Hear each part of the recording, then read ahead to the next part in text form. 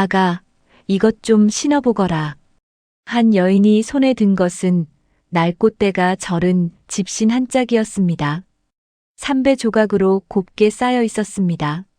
신을 사람이 없는 신, 돌아오지 않는 사람의 마지막 자취였습니다. 그런데 이 집신을 받아든 사내의 눈이 잠시 흔들렸습니다. 거지 행색이었지만 손은 곱고 말씨는 반듯했습니다. 맨발에는 피가 묻어 있었습니다. 무언가를 쫓기듯 달려온 사람 같았습니다. 이 사내가 쫓기는 이유와 이 집신의 주인이 죽어야 했던 이유는 모두 같은 사람 때문이었습니다. 그리고 그 사실을 가장 마지막에 알게 된 사람은 매일 밤 그 집신을 품에 안고 잠든 여인이었습니다. 자, 그럼 오늘도 좋은 이야기 들려드리겠습니다. 구독과 좋아요 부탁드립니다. 옛날 옛적 충청도 덕산 고을의 춘이라는 젊은 과부가 살고 있었습니다. 나이 23이었습니다. 한창 꽃다운 나이였지만 춘이의 손은 거칠게 갈라져 있었고 광대뼈가 도드라질 만큼 야위어 있었습니다. 하루 종일 남의 집 빨래를 해주고 밭을 거들고 삭바느질까지 해야 겨우 보리밥 한 끼를 먹을 수 있었습니다. 그런 춘이에게 돌봐야 할 사람이 있었습니다. 시어머니 박씨 부인이었습니다. 56의 나이에 허리가 굽고 눈이 점점 뿌옇게 흐려지고 있었습니다. 며칠 전부터는 바느질 바늘귀에 실을 꿰지 못하게 되었습니다. 그러나 박씨 부인은 며느리에게 이 사실을 숨기고 있었습니다. 어차피 이 아이에게 짐을 하나라도 더 얹을 수는 없었으니까요. 어느 저녁 춘이가 품팔이에서 돌아왔을 때였습니다. 어두컴컴한 초가집 안에서 박씨 부인이 더듬더듬 밥상을 차려놓고 있었습니다. 시래기죽 한 그릇과 겉절이 몇 쪽이 전부였습니다. 그런데 죽그릇이 밥상 한가운데가 아니라 구석에 놓여 있었고 겉절이 접시는 반쯤 밥상 밖으로 밀려나와 있었습니다. 춘이는 문간에 서서 그 밥상을 바라보았습니다. 입술을 꽉 깨물었습니다. 아무 말 없이 들어가 밥상을 바로 잡으며 말했습니다. 어머니, 오늘 밭일이 일찍 끝났습니다. 배도 고프고요. 사실 춘이는 아침부터 물 한 모금 외에 아무것도 먹지 못했습니다. 그러나 겉절이 몇 쪽이 전부인 반찬을 시어머니 앞에서 나눠 먹을 수는 없었습니다. 박씨 부인이 더듬더듬 숟가락을 집었습니다. 죽그릇을 더듬어 찾는 손끝이 미세하게 떨리고 있었습니다. 춘이는 그 손끝을 보며 고개를 돌렸습니다. 코끝이 시큰해졌습니다. 방 한켠에 낡은 집신 한 짝이 놓여 있었습니다. 낡아해진 삼배 조각으로 감싸여 있었습니다. 3년 전 죽은 남편이 마지막으로 신던 집신이었습니다. 한 짝은 부역 현장에서 찾지 못했고 남은 한 짝을 춘이가 품에 안고 돌아왔습니다. 춘이는 매일 밤 그 집신을 내려다보며 잠이 들었습니다. 신을 사람이 없는 신. 그것이 춘이에게 남은 전부였습니다. 그날 밤 시어머니가 잠든 뒤 이불을 여미고 있는 춘이에게 박씨 부인이 잠결에 중얼거렸습니다. 아가. 예, 어머니. 너는 아직 젊은데 새 서방 얻어가거라. 이 늙은 것 때문에 내 인생을 묶어두면 안 된다. 춘이의 손이 멈추었습니다. 어머니, 무슨 말씀을 하세요? 미안하다, 아가. 내 아들이 먼저 갔으니 너를 놓아주는 것이 맞는 거야. 춘이는 한참 동안 아무 말도 하지 못했습니다. 그러다 박씨 부인의 이불을 다시 끌어올리며 나지막이 말했습니다. 어머니가 제 어머니인데요. 가라고 하셔도 전 안 갑니다. 박씨 부인의 뿌연 눈에서 눈물이 한 줄기 흘러내렸습니다. 아무 말도 하지 못했습니다. 춘이도 눈물을 훔치지 않았습니다. 그저 시어머니의 손을 잡고 앉아 있었습니다. 방 한켠의 낡은 집신 위로 달빛이 희미하게 내려앉고 있었습니다. 그 무렵 한양에서는 한 청년이 임금 앞에 엎드려 있었습니다. 이도윤, 그대에게 암행어사의 직을 내린다. 충청도 덕산 고을 수령 박치영의 비리를 조사하라. 명을 받들겠사옵니다. 27에 장원급제하고 암행어사 봉서를 받은 사내였습니다. 이마가 넓고 눈매가 날카로웠습니다. 그러나 그 눈에는 어딘가 차가운 것이 서려 있었습니다. 마치 오래전에 무언가를 꺼버린 사람 같았습니다. 도윤에게는 아무에게도 말하지 않은 기억이 하나 있었습니다. 12살 때 비가 오던 밤이었습니다. 어머니가 보따리 하나를 들고 대문 밖으로 밀려나가고 있었습니다. 아버지의 첩이 들어온 뒤로 어머니의 자리는 점점 좁아졌고 결국 그날 밤 완전히 사라졌습니다. 어머니가 한번 돌아보았습니다. 마루 끝에 서 있던 12살 도윤을 보았습니다. 도윤은 한 발짝도 움직이지 못했습니다. 어머니의 입술이 무언가를 말하려다 닫혔습니다. 빗소리에 묻혀 끝내 들리지 않았습니다. 아버지가 등 뒤에서 말했습니다. 저런 건 잊어라. 내 할 일은 공부다. 도윤은 그 뒤로 정말 잊었습니다. 아니, 잊은 척했습니다. 장원급제도 암행어사도 어쩌면 전부 그날 밤 한 발짝 못 나간 자기 자신에게서 도망치려 달려온 것이었는지도 모릅니다. 그러나 그것을 깨달은 것은 훗날의 일이었습니다. 거지 행색으로 변장한 도윤이 덕산 고을에 당도한 것은 늦가을의 어느 날이었습니다. 때 묻은 삼배 두루마기에 해진 집신, 얼굴에 흙을 묻히고 머리를 풀어 헤쳤습니다. 누가 봐도 떠돌이 거지였습니다. 고을 어귀에 들어서자 도윤의 눈이 좁아졌습니다. 들판에 벼가 누렇게 익어가는데 일하는 백성들의 얼굴에는 하나같이 그늘이 짙었습니다. 관아 쪽에서 고함 소리가 들려왔습니다. 이달 부역에 장정 30명을 올려라. 못 채우면 이장 내 놈이 대신 간다. 도윤은 길가에 쪼그려 앉아 그 광경을 지켜보았습니다. 품속의 봉서를 만지며 표정은 여전히 차가웠습니다. 고을 이곳저곳을 살피며 증거를 모으던 도윤이 관아 근처를 기웃거리다 아전의 눈에 띈 것은 며칠 지나지 않아서였습니다. 저놈 거기 서라. 도윤은 몸을 돌려 좁은 골목으로 뛰었습니다. 뛰다 보니 해진 집신이 벗겨져 나갔습니다. 맨발이 돌바닥에 긁혀 피가 났지만 멈출 수 없었습니다. 골목을 두어 번 꺾어 돌아 숨을 몰아쉬는데 저 앞에 주막 하나가 보였습니다. 안으로 뛰어들었습니다. 숨이 턱까지 차올라 있었습니다. 주막 안에는 사람이 몇 되지 않았습니다. 구석에 홀로 국밥을 먹고 있는 여인이 하나 있었습니다. 야위어서 광대뼈가 도드라졌지만 눈빛만은 밝고 맑은 여인이었습니다. 춘이었습니다. 오늘 하루 종일 부잣집 빨래를 해주고 받은 품삯으로 겨우 국밥 한 그릇을 사 먹고 있던 참이었습니다. 도윤의 눈이 춘이에게 멈추었습니다. 밖에서 아전들의 발소리가 다가오고 있었습니다. 도윤은 망설임 없이 춘이의 맞은편에 털썩 주저앉으며 두 손을 모았습니다. 제 아내인 척만 해주시오. 저 광군이 지나갈 때까지만. 춘이는 숟가락을 든 채 굳어 있었습니다. 사내의 맨발에서 피가 바닥으로 번지고 있었습니다. 눈이 마주쳤습니다. 다급함 속에서도 사내의 눈빛은 또렷했습니다. 그 순간 아전 둘이 주막 안으로 들이닥쳤습니다. 이봐, 거지 하나 뛰어들어오지 않았나? 춘이는 한순간 망설였습니다. 그리고 천천히 숟가락을 내려놓으며 국밥 그릇을 사내 앞으로 밀었습니다. 서방님, 국밥 식기 전에 드세요. 아전들이 두리번거리다가 나란히 앉아있는 부부를 보고는 고개를 저었습니다. 여기는 아닌 것 같은데. 다른 데를 뒤져라. 발소리가 멀어졌습니다. 도윤이 길게 숨을 내쉬었습니다. 그리고 춘이를 바라보며 말했습니다. 고맙소.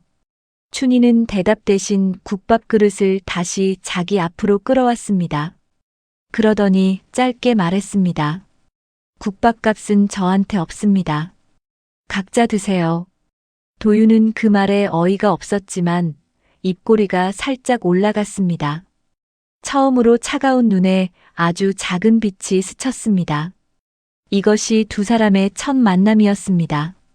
아전들이 물러간 뒤 도윤은 주막을 나와 춘희를 따라갔습니다. 갈 곳이 없었습니다. 관아 근처는 위험했고 주막에서 하룻밤 묵을 돈도 없는 형편이었습니다. 사흘만이요. 사흘 뒤면 볼 일이 끝나고 떠나겠소. 도윤의 목소리에는 간청이 묻어 있었습니다.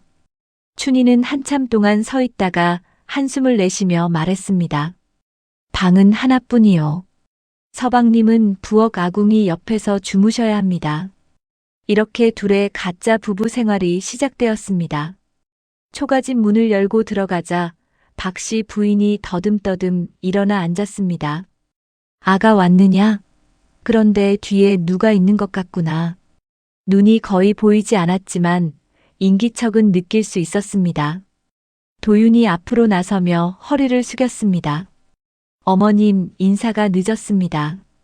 한양에서 내려온 사람인데 며칠 신세를 지려 합니다. 박 씨 부인은 한참 동안 말이 없었습니다. 그러다 손을 내밀었습니다.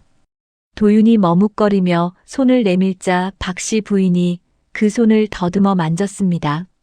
손이 곱구나. 농사꾼 손은 아닌데. 도윤의 눈이 미세하게 흔들렸습니다. 눈이 안 보여도 손끝으로 많은 것을 읽는 사람이었습니다. 그래, 그러면 됐다. 아가, 이불 하나 더 깔아주어라. 박 씨 부인은 더 캐묻지 않았습니다. 며느리가 데려온 사람이면 그것으로 충분했습니다. 그날 밤 도윤은 부엌 아궁이 옆에 짚을 깔고 누웠습니다. 차가운 흙바닥 위에 볏짚 몇 줌이 전부였습니다. 그런데 잠들기 전에 문 너머로 소리가 들렸습니다. 어머니, 이불 여기 올려드릴게요. 괜찮다, 아가. 내가 먼저 덮어라. 전 안 추워요. 또 거짓말이었습니다. 늦가을 밤바람이 매서운데 며느리는 얇은 혼이불 하나를 시어머니에게 올려드리고 자신은 저고리 하나를 끌어당겨 겨우 몸을 감싸고 있었습니다. 도윤은 아궁이 옆에 누운 채 천장을 올려다보았습니다. 이상한 사람이라고 생각했습니다. 시어머니에게 거짓말을 하면서까지 이불을 양보하는 저 여인이. 며칠이 지나도 도윤은 떠나지 못했습니다. 부인, 신세를 좀 더 져야 할 것 같소. 볼 일이 아직 안 끝났소. 밥값은 내셔야 합니다. 품팔이를 나가시든 나무라도 해오시든. 도윤은 난감했지만 고개를 끄덕였습니다. 이렇게 가짜 부부 생활은 사흘에서 열흘로, 열흘에서 보름으로 늘어나기 시작했습니다. 도윤은 낮에 나무를 하거나 물을 길었고 밤에는 몰래 마을을 돌아다니며 기록을 남겼습니다. 어느 저녁 춘희가 품팔이에서 돌아왔을 때였습니다. 문을 열려다 손이 멈추었습니다. 부엌에서 따뜻한 불빛이 새어나오고 있었습니다. 아궁이에 불이 켜져 있었습니다. 3년 만에 처음이었습니다. 추워서 불을 좀 떼봤소. 괜한 짓이었소? 아닙니다. 괜한 짓이 아닙니다. 춘희는 고개를 숙이며 부엌으로 들어왔습니다. 따뜻한 공기가 얼굴을 감쌌습니다. 3년 동안 혼자서는 뗄나무를 아끼느라 불을 떼 본 적이 없었습니다. 그날 밤 셋이 둘러앉아 보리죽을 먹었습니다. 도윤은 그 광경을 물끄러미 보았습니다.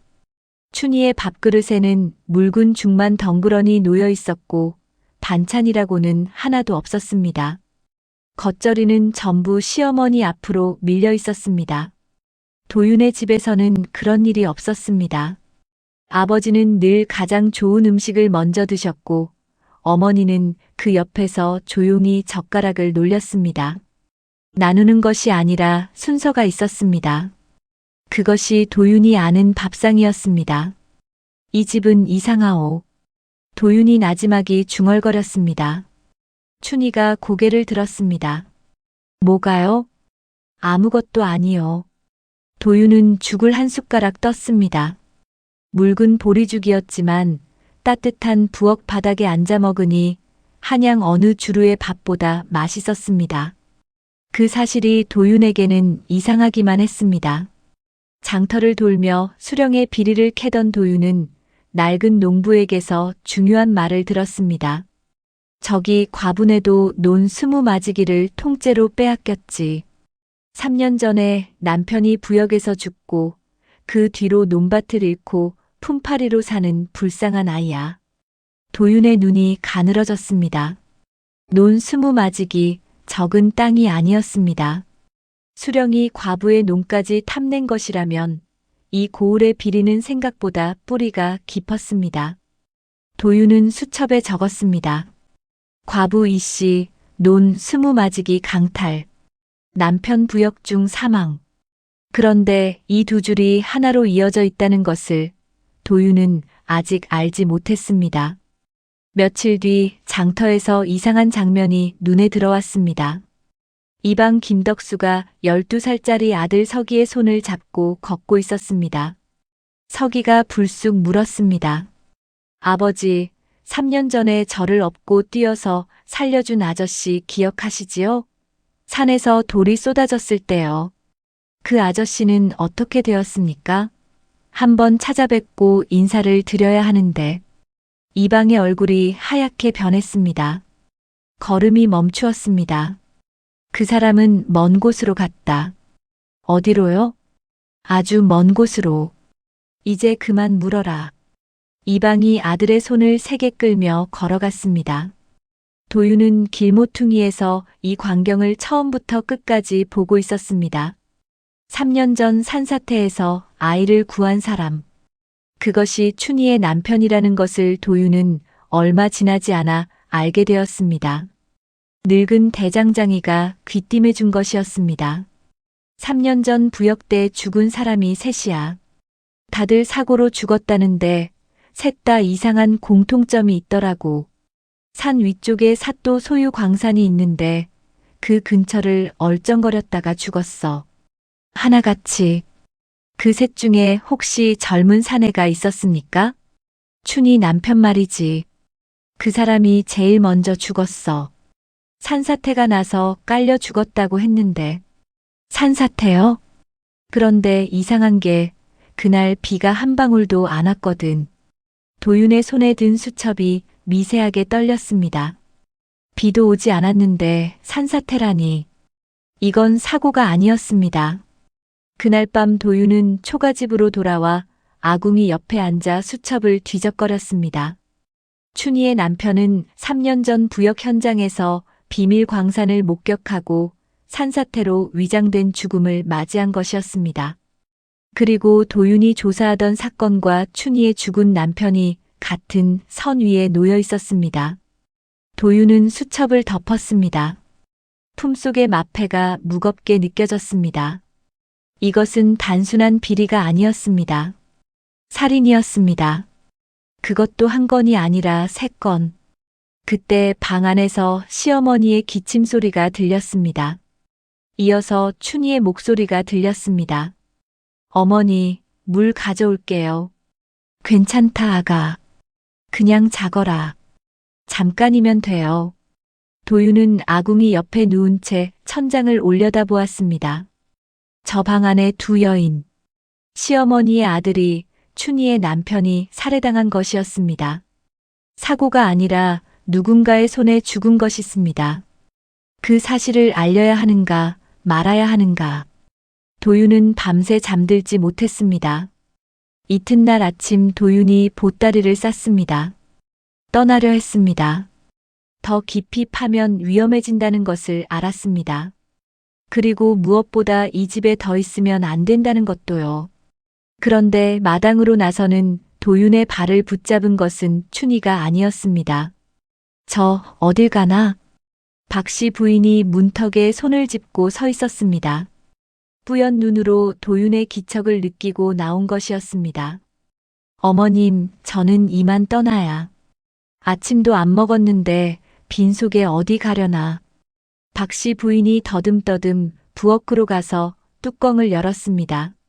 안에는 보리죽이 따뜻하게 남아 있었습니다. 춘희가 새벽에 일어나 끓여놓고 품팔이를 나간 것이었습니다. 앉아서 먹고 가게. 도유는 문간에 서 있었습니다. 보따리를 내려놓을까 말까 망설이고 있었습니다. 서방. 예. 이 늙은이가 한 가지만 물어봐도 되겠나? 말씀하십시오. 박씨 부인이 솥뚜껑을 덮으며 나지막이 말했습니다. 자네, 우리 며느리한테 해댈 사람은 아니지? 도윤의 입이 굳었습니다. 아가는 3년을 혼자 버텼네. 이 늙은 것 때문에 시집도 안 가고 품팔이하며 살았어. 내가 걱정되는 건 한 가지뿐이네. 자네가 떠난 뒤에 아가가 다시 혼자 남는 것. 박씨 부인의 뿌연 눈에서 눈물이 맺혔습니다. 도윤은 한참 동안 서 있었습니다. 해댈 사람은 아니냐는 물음에 대답하지 못했습니다. 자신이 조사하고 있는 사건의 피해자가 바로 이 집 사람이라는 것을, 그 진실을 밝히면 이 두 여인의 세계가 무너질 수도 있다는 것을, 하지만 밝히지 않으면 아무것도 바뀌지 않는다는 것도 알고 있었습니다. 도윤은 보따리를 내려놓았습니다. 그리고 부엌으로 들어가 보리죽을 한 그릇 퍼서 박씨 부인 앞에 놓았습니다. 어머님, 제가 좀 더 있겠습니다. 박씨 부인이 죽 그릇 쪽으로 손을 내밀어 도윤의 손등을 톡 쳤습니다. 먼저 먹어라. 도윤은 숟가락을 들었습니다. 묽은 보리죽이었지만 왜인지 목구멍이 뜨거워서 삼키기가 쉽지 않았습니다. 이것이 도윤의 선택이었습니다. 출세를 위한 임무가 아니라 이 집 두 여인의 진실을 밝혀야 한다는 마음이 처음으로 도윤을 움직인 것이었습니다. 그로부터 며칠이 지났습니다. 도윤은 춘희 몰래 한 가지 일을 했습니다. 직접 약방을 찾아가 시어머니의 눈에 쓸 약을 구해드린 것이었습니다. 그리고 암행 경비에서 은자 몇 잎을 꺼내 밥상 위에 올려놓았습니다. 이건 뭡니까? 춘희가 눈을 크게 떴습니다. 집신값이요. 집신값이 은자라니요? 빌려 신고 있으니 값을 쳐야지요. 춘희는 한참을 바라보다가 더 거절하지 못했습니다. 그 돈으로 시어머니 눈에 쓸 약을 사왔습니다. 며칠 뒤 기적 같은 일이 일어났습니다. 약을 먹은 박씨 부인의 눈에 희미하게나마 빛이 돌아온 것이었습니다. 아가야, 이리 가까이 와보거라. 춘희가 시어머니 앞에 다가가자 박씨 부인이 떨리는 손으로 며느리의 얼굴을 더듬었습니다. 그리고 흐릿한 눈으로 춘희의 얼굴을 보았습니다. 참으로 오랜만이었습니다. 아가, 네가 이렇게 야위었구나. 박씨 부인의 목소리가 갈라졌습니다. 광대뼈가 튀어나올 만큼 마른 얼굴, 거칠게 갈라진 손, 한쪽이 짧게 잘린 머리. 3년 동안 보이지 않아 몰랐던 며느리의 모습이 한꺼번에 눈에 들어온 것이었습니다. 어머니, 전 괜찮아요. 어머니 눈에 빛이 돌아온 게 중요하지요. 춘희가 웃으며 말했지만 박씨 부인은 웃지 못했습니다. 미안하다, 아가. 이 어미가 눈이 멀어서 내가 이렇게 고생하는 줄도 몰랐구나. 어머니, 울지 마세요. 넌 왜 맨날 괜찮다고만 하니? 괜찮지 않으면서. 춘희의 입이 열리다 닫혔습니다. 괜찮지 않다는 말을 한 번도 해본 적이 없었습니다. 그 말을 하면 무너질 것 같았으니까요. 부엌 문 너머에서 도윤이 서 있었습니다. 두 사람의 모습을 보고 있었습니다. 도윤은 천천히 몸을 돌려 마당으로 나왔습니다. 하늘을 올려다보았습니다. 12살 때 어머니가 쫓겨나는 것을 보고만 서 있었던 자신이 떠올랐습니다. 어머니의 마른 등, 빗속에 젖은 보따리, 돌아보던 얼굴. 그때 도윤은 뛰어나갔어야 했습니다. 어머니 소매를 잡았어야 했습니다. 도윤은 주먹을 꽉 쥐었습니다. 이 집을 떠나서는 안 된다는 확신이 더 깊어졌습니다. 그날 저녁 3시 밥상을 둘러앉았습니다. 춘희는 여느 때처럼 반찬을 시어머니 앞으로 밀었습니다. 그런데 오늘은 박씨 부인이 흐릿하게나마 밥상이 보였습니다. 아가, 예, 어머니. 내 앞에는 왜 반찬이 하나도 없느냐? 전죽만 먹어도 배불러요. 거짓말 마라. 이제 보인다. 다 보여. 박씨 부인이 자기 앞에 있던 겉절이를 춘이 앞으로 밀었습니다. 우리 며느리는 혼자 있을 때 죽만 먹고 반찬은 내게 다 준다네. 박씨 부인이 도윤을 향해 말했습니다. 목이 메어 말을 잇지 못하다가 겨우 이었습니다. 서방이 아이 좀 잘해주게. 이 아이는 맨날 자기만 굶어. 도윤은 자기 밥상에서 반찬을 집어 춘이 앞에 놓았습니다. 체면 차리느라 밥도 못 먹는 아내가 어디 있어요. 춘이가 고개를 들어 도윤을 보았습니다. 놀란 눈이었습니다. 가짜 남편한테 이런 말을 들을 줄은 몰랐던 것이었습니다.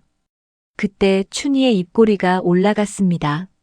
3년 만에 처음 보는 미소였습니다.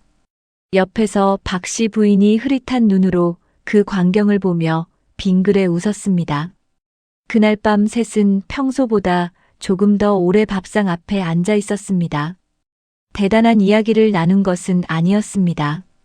시어머니가 옛날 이야기를 하고 춘이가 맞장구를 치고 도윤은 가만히 듣고 있었습니다. 가족이란 이런 것일까? 도윤은 태어나서 처음 그런 생각을 했습니다. 어느 날 밤이었습니다. 도윤이 한밤중에 눈을 떴습니다. 밖에서 무슨 소리가 들렸습니다. 조심조심 문을 열고 나가보니 마당 구석 달빛 아래에 춘이가 앉아 있었습니다. 춘이는 자기 머리카락을 한 움큼 잡고 있었습니다. 다른 손에는 부엌칼이 들려 있었습니다. 이미 머리 한쪽이 짧게 잘려 있었습니다. 시어머니 약값을 마련하려고 머리카락을 잘라 팔려는 것이었습니다. 도윤은 숨을 멈추었습니다. 춘이가 남은 머리카락을 움켜쥐고 칼을 댔습니다. 손이 떨려 칼날이 제대로 닿지 않았습니다. 2번, 3번 시도하다가 결국 썩걱 소리와 함께 검은 머리카락이 달빛 아래로 떨어졌습니다. 춘이는 잘린 머리카락을 보자기에 싸며 입술을 깨물었습니다. 아프지도 않은데 눈물이 나려 했습니다. 평생 동안 기른 머리였습니다. 그때 발밑에서 돌이 굴러갔습니다. 도윤이 뒤로 물러서다 밟은 것이었습니다. 춘이가 휙 돌아보았습니다. 눈이 마주쳤습니다. 춘이는 순간 머리카락 보따리를 등 뒤로 숨기며 말했습니다. 바람 쐬러 나왔을 뿐입니다. 잘린 머리가 한쪽만 짧아져 있는데 바람 쐬러 나왔다는 거짓말이었습니다. 도윤은 아무 말도 하지 못했습니다. 고개를 돌리고 부엌으로 돌아갔습니다. 잠이 오지 않았습니다. 다음 날 아침 도윤은 아무 말 없이 밥상 위에 은자 몇 잎을 올려놓았습니다. 이건 뭡니까? 집신값이요. 춘이는 한참 은자를 내려다보았습니다. 시어머니 약값에 딱 맞는 돈이었습니다. 이 사내가 밤에 본 것을 알고 있다는 뜻이었습니다. 저는 동량을 받을 만큼 천한 사람이 아니요. 집신값이라 했소. 도윤의 목소리는 무뚝뚝했지만 단호했습니다. 춘이는 더 거절하지 못했습니다. 한 달이 지났습니다. 도윤은 이제 제법 이 집에 익숙해져 있었습니다. 아침에 일어나 아궁이 불을 지피고 물을 길어오고 춘이가 품팔이를 나가면 시어머니 곁을 지켰습니다. 저녁이면 셋이 둘러앉아 밥을 먹었습니다. 서방님, 나무 패는 솜씨가 좀 늘었구먼.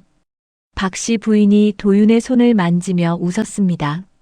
처음에 물집 투성이었던 손에 이제 굳은 살이 잡히기 시작한 것이었습니다.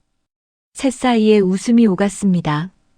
가짜 가족이라는 것을 잊을 만큼 자연스러운 시간이었습니다. 그러나 도윤은 낮에 마을을 돌 때마다 긴장의 끈을 놓지 않았습니다. 수령의 비리는 파면 팔수록 깊었습니다. 세금 횡령, 부역 인원 착복, 백성의 논밭 강탈, 그리고 살인. 결정적 물증이 필요했습니다. 수령의 비밀 장부만 있으면 모든 것을 증명할 수 있었습니다. 그런데 장터 약방 주인이 예상치 못한 말을 꺼냈습니다. 박 씨 부인 아버지가 이 고을 이방이었지. 그래서 그 양반이 장부 읽는 데는 귀신이야. 남편 살아있을 때 집안 살림 장부를 다 맡아 했거든. 도윤의 눈이 번뜩였습니다. 장부를 읽을 줄 아는 사람. 만약 수령의 비밀 장부를 손에 넣을 수 있다면 박 씨 부인이 그것을 해독할 수 있다는 뜻이었습니다. 이장 만복이 수령의 첩자라는 것을 확인한 도윤은 만복에게 거짓 정보만 흘리며 진짜 수사를 혼자 진행했습니다. 그러던 어느 새벽이었습니다. 밖에서 인기척이 들렸습니다. 이장이 그러더라. 이 집을 뒤져보라고. 사또가 명하셨다. 도윤은 재빨리 움직였습니다. 수첩을 아궁이 잿더미 속에 묻고 아무것도 모르는 척 누웠습니다. 아전들이 문을 두드렸습니다. 사또명이다. 집안을 수색한다. 아전들이 솥뚜껑을 열고 이불을 걷어 던지고 벽장을 뒤졌습니다. 박 씨 부인이 놀라 떨었고 춘희가 시어머니를 껴안고 있었습니다. 아전들은 한참을 뒤지다가 아무것도 찾지 못하고 물러갔습니다. 아침이 밝자 춘희가 물었습니다. 서방님, 대체 무슨 일을 하고 계시는 겁니까? 도윤은 대답하지 못했습니다. 한 가지만은 약속하겠소. 부인과 어머님을 위험에 빠뜨리는 일은 없을 것이오. 춘희는 한참 도윤을 바라보다가 고개를 돌렸습니다. 그 약속 꼭 지키셔야 합니다. 도윤은 고개를 끄덕였습니다. 그러나 이 약속을 지킬 수 없게 되리라는 것은 아직 몰랐습니다. 며칠 뒤 박지영은 더 무서운 수를 준비하고 있었습니다. 관아 안채에서 이방을 불러 앉혀놓고 말했습니다. 그 과부년에게 제안을 해라. 남편이라는 놈의 정체를 밀고 하면 논 20마지기를 돌려주겠다고. 이방의 얼굴이 하얗게 변했습니다. 3년 전 이 수령의 명령으로 사람을 죽인 기억이 다시 올라왔습니다. 며칠 뒤 춘희가 품팔이를 나가던 길에 이방이 다가왔습니다. 사또께서 너를 보자 하신다. 관아 안채에서 수령 박지영이 말했습니다. 그 사내의 정체를 밀고 해라. 그러면 내가 내 논 20마지기를 돌려주마. 춘희의 눈이 흔들렸습니다. 논을 돌려주신다고요. 20마지기. 3년 전 빼앗긴 그 논이었습니다. 그 논만 돌아오면 시어머니 약값도 품팔이도 구걸하듯 사는 이 생활도 끝나는 것이었습니다. 생각할 시간을 주마. 춘희가 관아를 나와 걸어가는 모습을 도윤은 멀리서 보고 있었습니다. 관아 쪽에서 나오는 춘희. 도윤의 눈이 좁아졌습니다. 그날 저녁 춘희는 평소보다 말이 없었습니다. 밥상을 차려놓고도 숟가락을 들지 못했습니다. 이튿날 밤이었습니다. 도윤이 밤중에 몰래 나가는 것을 춘희가 따라갔습니다. 마을 뒷산 나무 아래에서 도윤이 수첩을 펼치고 있었습니다. 달빛 아래에서 무언가를 적는 도윤의 옆모습을 춘희는 나무 뒤에서 지켜보았습니다. 그리고 다음 날 아침 춘희는 관아로 향했습니다. 도윤이 그 뒷모습을 보았습니다. 가슴이 내려앉았습니다. 결국 나를 팔았구나. 도윤의 입에서 쓴웃음이 나왔습니다. 어머니처럼 떠나는 것이지. 모두. 그런데 그 시각 관아 안채에서 춘희는 수령 앞에 무릎을 꿇고 있었습니다. 노는 필요 없습니다. 뭐? 서방님은 아무것도 모르는 사람입니다.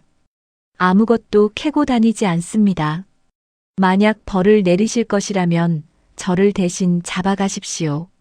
수령의 얼굴이 불그락푸르락해졌습니다. 밀고가 아니라 자기 자신을 바친 것이었습니다. 박지영이 자리에서 벌떡 일어나 아전을 불렀습니다. 이 여인의 집을 뒤져라. 사내를 잡아들여라. 시어머니는 관아에 가둬라. 시어머니는 아무 관련이 없습니다.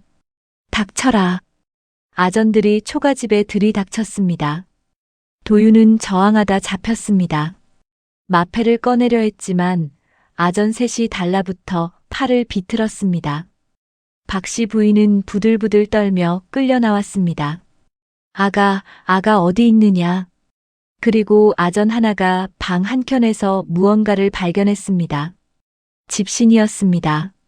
관아 마당에서 수령이 그 집신을 내려다보았습니다. 이게 뭐냐? 죽은 남편의 집신이옵니다. 죽은 놈의 집신을 모시고 산다? 참으로 한심한 것. 박치영이 집신을 바닥에 내던졌습니다. 그리고 발로 짓밟았습니다. 이헌 집신이 남편이냐? 신을 사람도 없는 집신을 붙들고 사는 것이 제정신이냐? 집신이 박치영의 신발 밑에서 으스러지는 소리가 났습니다. 춘희의 온몸이 얼어붙었습니다. 3년 동안 품에 안고 살았던 남편의 마지막 흔적이 수령의 발 아래에서 짓밟히고 있었습니다. 춘희가 관비로 끌려갔습니다. 도윤은 옥에 갇혔습니다. 박씨 부인은 관아 뒷방에 갇혔습니다. 모든 것이 무너진 밤이었습니다. 옥에 갇힌 도윤은 차가운 바닥에 등을 대고 누워 천장을 올려다보았습니다. 춘희가 밀고 하러 간 줄 알았던 자신이 부끄러웠습니다. 춘희는 밀고가 아니라 자기를 지키려 간 것이었습니다. 나를 버린 것이 아니라 지키려 한 것. 태어나서 처음이었습니다. 누군가가 자신을 위해 스스로를 내어준 것은 그때 관아 뒷방에서 소리가 들렸습니다. 아가야. 제발 이 어미는 괜찮으니 너라도 무사하거라. 그 목소리가 마당까지 들렸습니다. 관비 차림으로 끌려가던 춘희가 발을 멈추었습니다. 어머니, 저 있어요. 괜찮아요, 어머니. 아가, 미안하다. 이 어미가 짐만 되었어. 아전이 춘희의 팔을 끌며 소리쳤지만 춘희가 아전을 돌아보며 말했습니다. 제발 시어머니만은 놓아주십시오. 어머니는 눈도 안 보이시는 분입니다. 혼자서는 물 한 모금 떠 마시지도 못합니다. 그 소리가 옥까지 들렸습니다. 도윤은 쇠창살을 잡고 일어나 마당 쪽을 보았습니다. 춘희의 목소리가 또렷하게 들렸습니다. 어머니가 제 어머니인데. 도윤의 손에 힘이 들어갔습니다. 쇠창살을 쥔 손마디가 하얗게 질렸습니다. 자기 어머니가 쫓겨나던 그날 밤 도윤은 마루에서 한 발짝도 못 나갔습니다. 12살이었으니까라고 스스로에게 변명해 왔습니다. 그런데 지금 춘희는 끌려가면서도 시어머니를 걱정하고 있었습니다. 자기가 관비로 팔려갈 판에도 어머니의 손이 되어드려야 한다고 외치고 있었습니다. 나는 못했던 것을 저 여인은 하고 있다. 도윤은 주먹으로 옥을 쳤습니다. 1번, 2번, 3번. 주먹에서 피가 나도 멈추지 않았습니다. 밤이 깊어갔습니다. 그때였습니다. 옥문 아래 작은 틈새로 무언가가 밀려 들어왔습니다. 주먹밥이었습니다. 맨 주먹밥 하나가 바닥 위로 밀려 들어왔습니다. 도윤은 주먹밥을 집어들었습니다. 밥 겉면에 검은 글씨가 새겨져 있었습니다. 종이가 없어 주먹밥 위에 수추로 직접 쓴 것이었습니다. 당신이 누구든 상관없습니다. 도윤의 손이 떨렸습니다. 한 글자 한 글자 삐뚤한 숫 글씨를 보았습니다. 춘희가 관비로 끌려가면서도 어떻게든 이것을 만들어 보낸 것이었습니다. 당신이 거지든 도적이든 아무것도 아닌 사람이든 곁에 있어 준 것만으로 고마웠다는 뜻이었습니다. 도윤은 주먹밥을 한 입 베어 물었습니다. 그런데 이가 닿은 곳에 딱딱한 것이 들어 있었습니다.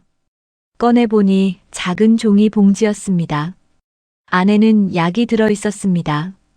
시어머니 눈에 쓸 약이었습니다. 춘희에게 남은 마지막 약. 그것을 주먹밥 안에 넣어보낸 것이었습니다.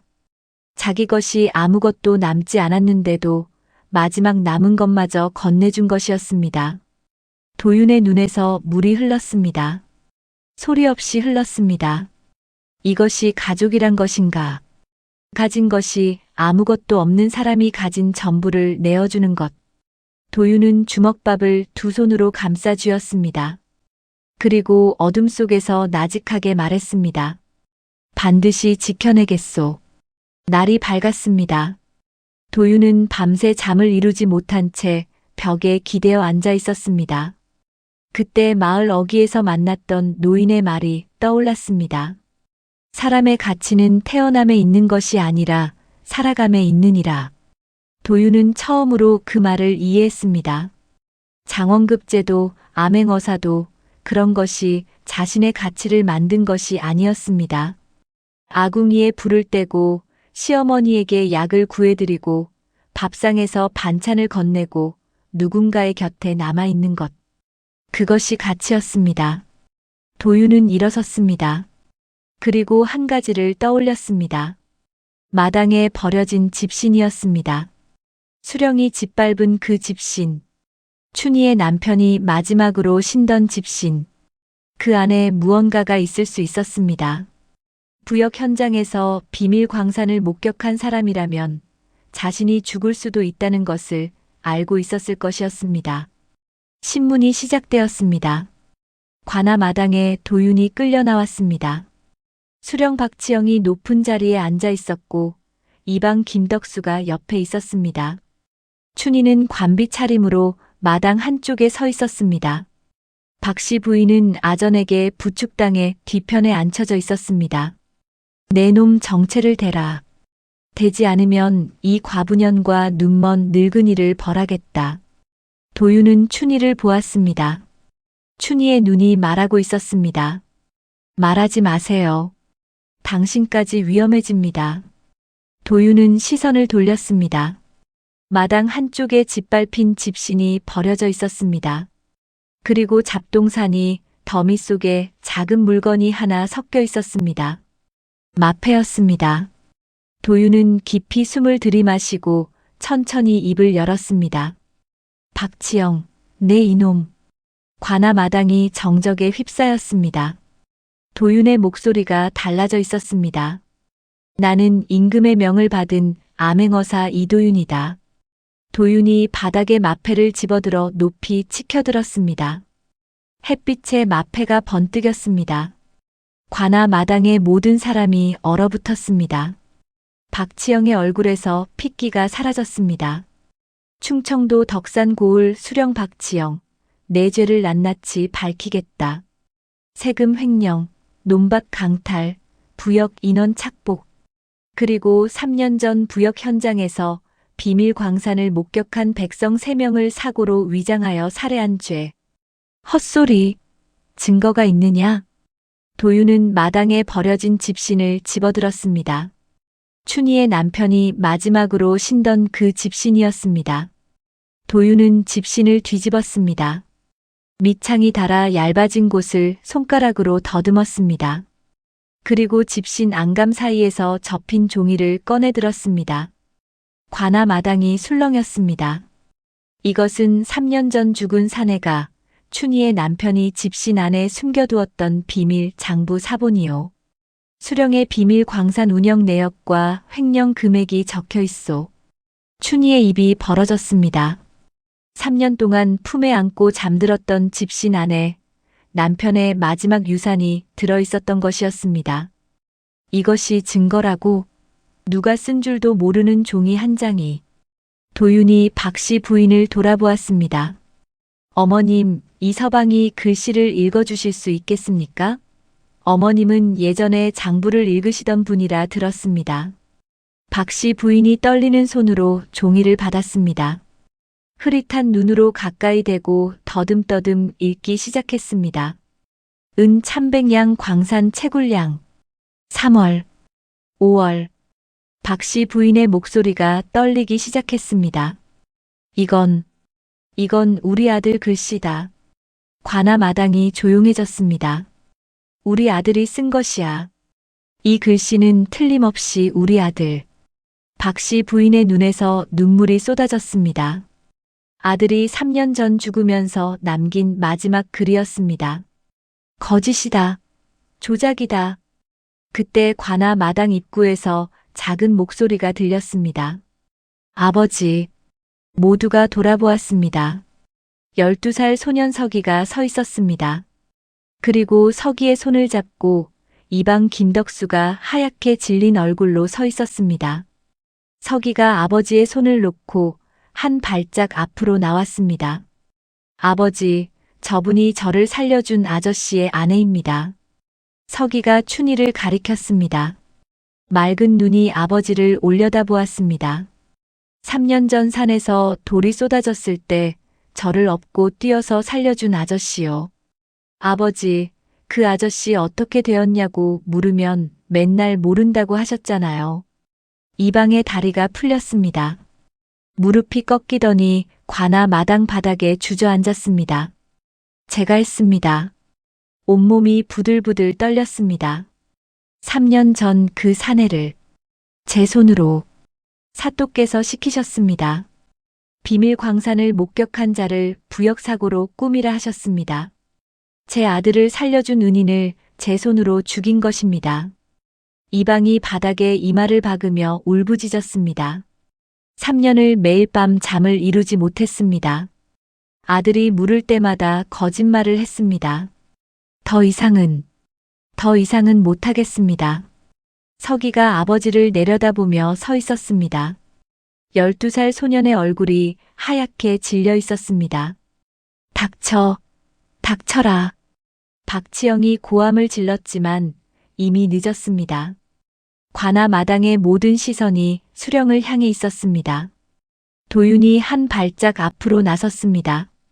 수령 박치영, 세금 횡령, 논밭 강탈, 비밀 광산 운영, 백성 살해의 죄로 파직하고 유배에 처한다. 나를 어찌. 포졸들이 수령을 잡았습니다. 박치영이 발버둥쳤지만 소용없었습니다. 비단 관복이 흙바닥에 질질 끌렸습니다. 살찐 얼굴에 눈물과 콧물이 뒤섞여 흘러내렸습니다. 고울을 10년간 쥐고 흔들던 수령의 마지막 모습이었습니다. 마지막 집신 2켤레. 춘희가 관비 차림 그대로 박씨 부인에게 달려갔습니다. 시어머니를 끌어안았습니다. 어머니, 아가야. 두 사람이 관아 마당에서 끌어안고 울었습니다. 도윤이 관아 마당에 서서 그 모습을 바라보았습니다. 눈앞에 12살의 자신이 스쳤습니다. 비 오는 밤 어머니가 보따리를 들고 대문 밖으로 밀려나가고 있었습니다. 도윤은 마루 끝에 서서 보고만 있었습니다. 그 기억이 지나갔습니다. 그리고 눈앞에는 시어머니를 끌어안고 있는 춘희가 있었습니다. 도윤의 목소리가 떨렸습니다. 백성을 지킨다는 것은 보고서를 올리는 것이 아니라 떠나지 않는 것이었습니다. 저는 그것을 이 고을의 한 여인에게 배웠습니다. 뒤편에서 듣고 있던 춘희가 소리 없이 울었습니다. 논 20마지기가 춘희에게 돌아왔습니다. 수령에게 빼앗겼던 고을, 백성들의 논밭도 모두 환수되었습니다. 박씨 부인은 시어머니로서, 마을의 어른으로서 다시 고개를 들고 걸을 수 있게 되었습니다. 도윤이 떠나는 날이 왔습니다. 새벽이었습니다. 도윤은 아무에게도 알리지 않고 보따리를 쌌습니다. 부엌 아궁이 옆에서 마지막으로 주위를 둘러보았습니다. 2달 남짓 살았던 곳이었지만 온기가 깊이 배어 있었습니다. 도윤은 춘희의 문 앞에 섰습니다. 그리고 조심조심 내려놓았습니다. 새 집신 한 켤레였습니다. 장터에서 가장 좋은 것으로 구해온 집신이었습니다. 그 옆에 수령에게 짓밟혔던 남편의 헌 집신을 깨끗이 닦아 나란히 놓았습니다. 그리고 집신 안에 시어머니 눈에 쓸 약을 석 달치 넣어두었습니다. 도윤은 닫힌 문을 한참 바라보았습니다. 그리고 돌아섰습니다. 마을 어귀를 향해 걸어갔습니다. 발소리를 죽이며 얼마 뒤 춘희가 문을 열었습니다. 문 앞에 집신이 나란히 놓여 있었습니다. 새 집신 한 켤레와 남편의 낡은 집신 한 짝, 그리고 집신 안에 약이 들어 있었습니다. 춘희는 한참 동안 그 집신들을 내려다보았습니다. 그리고 고개를 들어 마을 어귀길 끝을 바라보았습니다. 이미 보이지 않았습니다. 뒤에서 박씨 부인이 더듬더듬 나오며 물었습니다. 누가 왔었느냐? 춘희가 대답했습니다. 예, 어머니. 좋은 사람이 다녀갔습니다. 아침 햇살이 초가집 마당 위로 내려앉고 있었습니다. 나란히 놓인 집신 위로 따뜻한 빛이 번지고 있었습니다. 옛날 이야기에 따르면 춘희는 그 뒤로 시어머니를 모시며 논을 일궈 마을에서 가장 단단한 사람으로 살아갔다 합니다. 그리고 서방님이 놓고 간 새 집신과 남편의 헌 집신을 평생 방 한켠에 나란히 두었다고 합니다. 신을 사람이 없던 집신 곁에 이제 신어줄 사람이 다녀간 집신이 놓인 것이었습니다. 사람의 가치는 태어남에 있는 것이 아니라 살아감에 있다고 합니다. 누군가의 곁에 남는 것, 떠나지 않는 것, 가진 것이 없어도 마지막 남은 것을 건네는 것. 그것이 가장 큰 사랑이라고 합니다. 오늘 이야기 마음에 따뜻하게 담아가시길 바랍니다. 다음 영상에서 또 만나요.